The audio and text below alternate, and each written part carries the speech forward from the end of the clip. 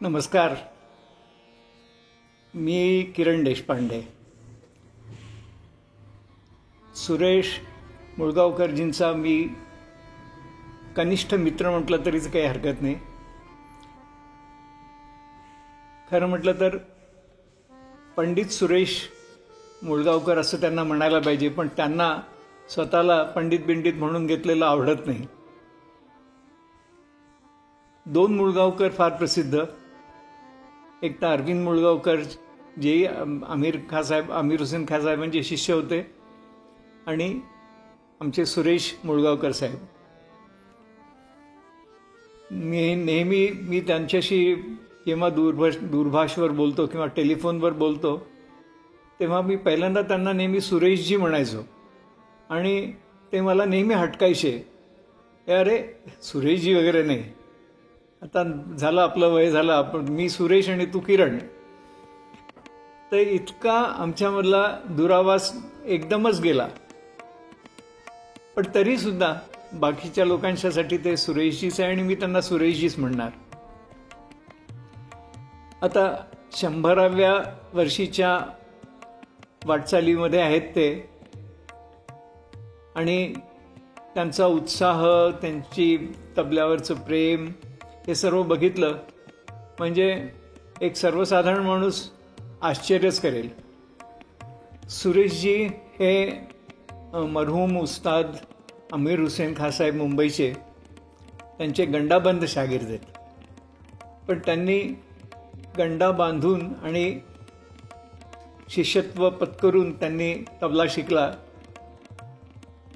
त्यांचं बॅकग्राऊंड इंजिनिअरिंगचे असून सुद्धा त्यांनी हे केलं, हे सिद्ध करतं की त्यांचं किती तबल्यावर आणि घराणेदार तबल्यावर त्यांचं किती प्रेम होतं हे सिद्ध होतं. त्यांचं तबल्यावर नितांत प्रेम आहे. नुसतंच प्रेम नाही, त्यांनी इतका रियाज केला आहे की आता मला असं म्हणता येईल की तबल्यावर त्यांचा अधिकारही आहे. आणि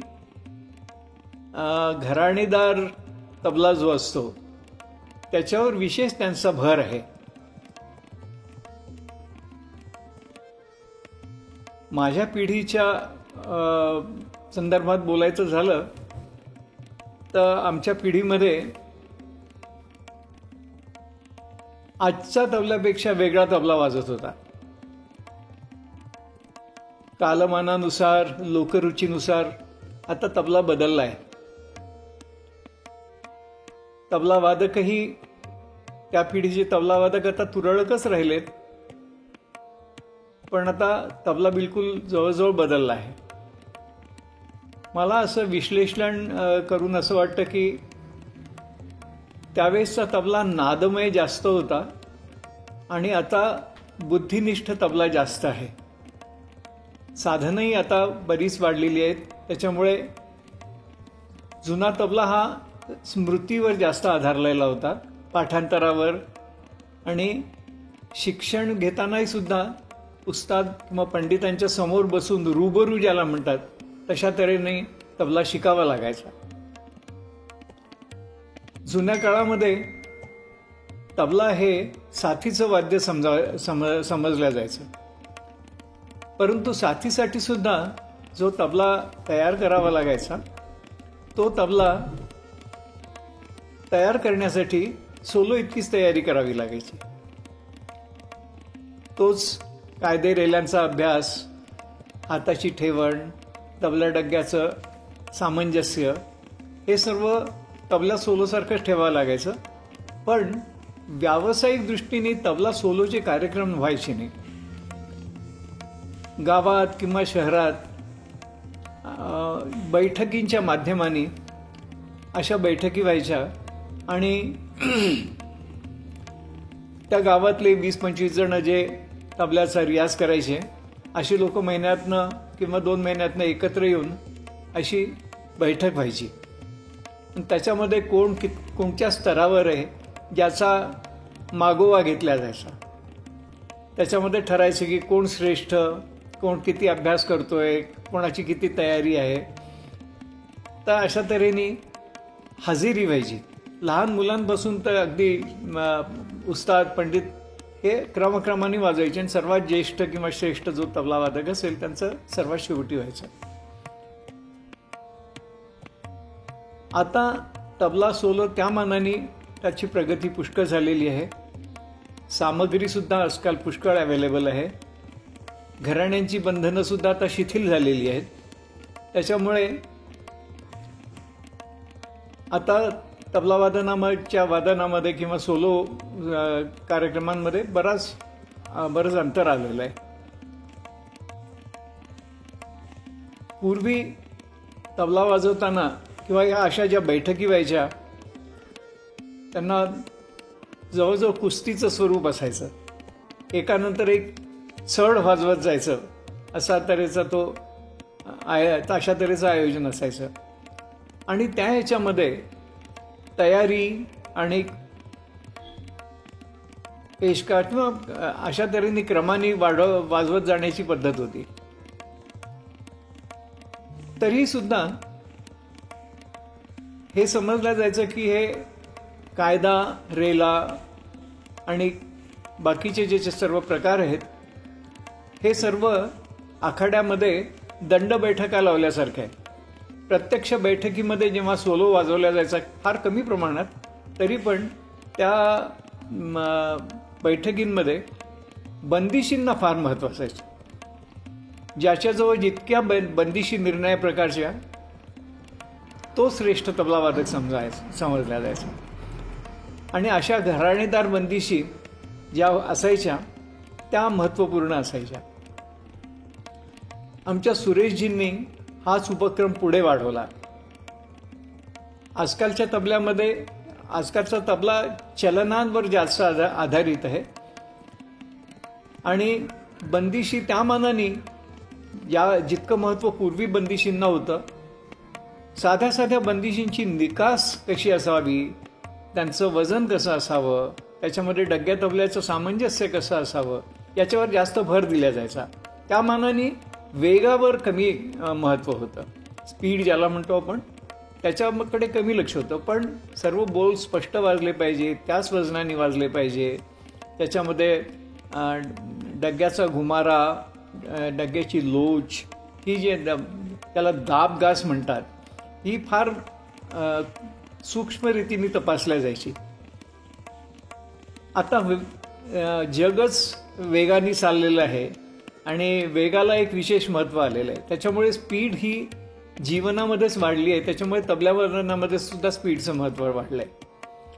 आणि स्पीडच्या तबल्यामध्ये जे बोल असतात, तिरकीटचे बोल, यांना जास्त महत्त्व आलेलं आहे. लोकरुचीमध्ये सुद्धा वेगालाच महत्त्व जास्त आहे. अशा वातावरणामध्ये बंदिशींचं महत्त्व थोडंसं कमी झालेलं दिसतं. मी हे म्हणत नाही की आता बंदिशी बिलकुल वाजवल्या जात नाही, पण बंदिशी ज्या तऱ्हेच्या वाजवल्या जात होत्या त्या बंदिशीचा अभाव आजकाल दिसतो. आमच्या सुरेशजींनी ही गोष्ट लक्षात ठेवून आणि जितक्या घराण्यांच्या त्यांच्या बंदिशी होत्या, अमीर हुसेन खां साहेबच नाही, थिरकवा खां साहेबांच्या बंदिशी, अमीर हुसेन खां साहेबांच्या वेगवेगळ्या जितके त्यांना भेटतील लोक, त्या लोकांच्या बंदिशी एकत्र करून त्यांनी त्या 2 पुस्तकांमध्ये संग्रहित करण्याचा उपक्रम केला. एक संग्रह तर ऑलरेडी प्रकाशित झाला आहे आणि दुसरा सुद्धा नुकताच प्रकाशित झाला. माझी फार इच्छा होती की त्या बंदिशींच्या किंवा त्या ग्रंथांच्या बद्दल काही बोलावं, म्हणूनच मी आज तुमच्या समोर आहे. मुख्यतः त्यांनी जो संग्रह केलेला आहे त्याच्यामध्ये कोणत्याही प्रकारचा भेदभाव त्यांनी केलेला नाही आहे की या कठीण बंदिशी आहेत किंवा या सोप्या बंदिशी आहेत. त्यांनी सर्व बंदिशींचा त्याच्यामध्ये अंतर्भाव केलेला आहे. आणि सर्वात मोठी गोष्ट की त्यांनी नुसत्या या बंदिशी लिहिल्या नाही आहेत, परंतु त्या वाजवल्या गेल्या पाहिजे या दृष्टीने सुद्धा त्यांनी प्रयत्न केला. आजकालचं जे नवीन रेकॉर्डिंग सिस्टीम आहे आणि प्रगती जी झालेली आहे विज्ञानामध्ये, त्याचा उपयोग करून, कारण ते स्वतः इंजिनियर आहेत, तर त्याचा उपयोग करून त्यांनी आपल्या पुस्तकांमध्ये बंदिशींच्या शेजारी QR कोडसुद्धा दिला आहे. त्याच्यामुळे त्या QR कोडच्या माध्यमाने त्यांनी ती बंदिश ऐकायला सुद्धा उपलब्ध करून दिली. फारसे प्रश्न नाही, तुमच्याजवळ एक हे असला, मोबाईल असला की तुम्हाला ती ऐकता येते.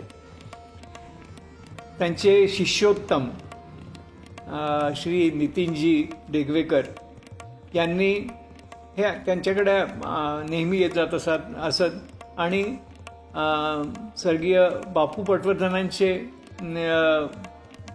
मुळगावकर साहेब मित्र असल्यामुळे नितीशजींचे त्यांचं येणं जाणं होतं. नितीशजी त्यांच्याकडे यायचे.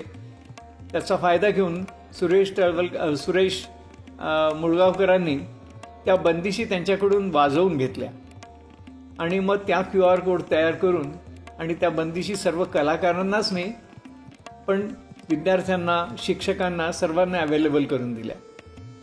हा एक फार मोठा त्यांनी जो नाविन्य उत्पन्न केलं ग्रंथलेखनामध्ये, याच्यासाठी तर मी नतमस्तक आहे त्यांच्यासमोर. अजूनही ते वाजवतात, अजूनही ते शिकवतात. आपल्या देशातले नाही पण परदेशातले सुद्धा त्यांचे शिष्य आहेत हे मला नक्की माहीत आहे. आणि त्यांना उदंड आयुष्य मिळो, ते निरोगी राहोत आणि त्यांचा ज्ञानाचा आणि त्यांच्या कलेचा सर्वांना उपयोग हो, हीच मी ईश्वराजवळ इच्छा व्यक्त करतो. नमस्कार.